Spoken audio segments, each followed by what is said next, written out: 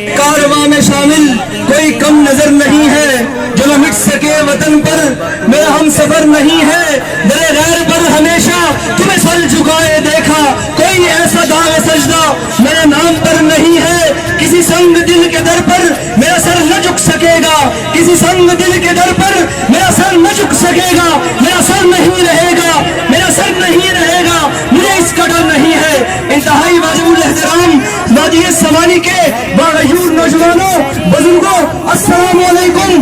بات کو اخلاص اختصار کے ساتھ بیان کرنا چاہتا ہوں۔ آج کا دن وہ تاریخی دن ہے جو ہمارے کشمیر کے قائد یاسین ملک کی رہائی کے حوالے سے پورے آزاد کشمیر کے اندر منایا جا رہا ہے۔ وادی سوانی چوکی اور گرد و نواح جناب کے شاعروں نے آج یہ بات ثابت کر دی کہ باقی کچھ مخصوص عدالتوں نے جو الزام میرے قائد پر عائد کیا ہے، آپ کے قائد پر عائد کیا ہے، یہ الزام ہم سراسر نہیں مانتے۔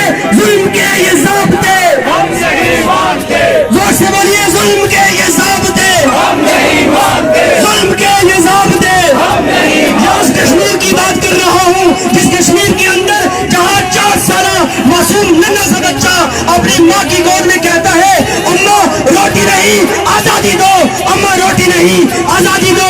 میرے باغیور بھائیوں سے مطالبہ کرتا ہوں جو گرمی کی شدت کو اپنے دلوں سے لگا دیتے ہیں، ذرا آگے آئے اور بڑھ چڑھ کر اس پروگرام کے اندر اپنی حاضری ہوئے۔ شاید وہ وقت دور نہیں جو مقبول بٹ اور یہ یاسین ملک میرے لیڈر اور آپ کے قائد جن کا نحیف و نظر نحیف و جن کا کمزور جسم اشتہار جیل کے اندر یہ مطالبہ کرتا ہے کہ محبتوں میں ہر ایک لمحہ وصال ہوگا، یہ طے ہوا تھا۔ بچھڑ کے بیچ ایک دوسرے کا خیال ہوگا، یہ طے ہوا تھا۔ وہی ہوا نا، بدلتے موسم میں تم نے ہم کو بلا دیا ہے۔ کوئی بھی رکو نہ چاہتوں کا وصال ہوگا، یہ طے ہوا ہے۔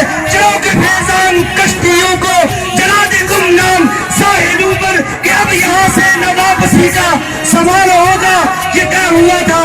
وما علینا الا البلاغ المبین۔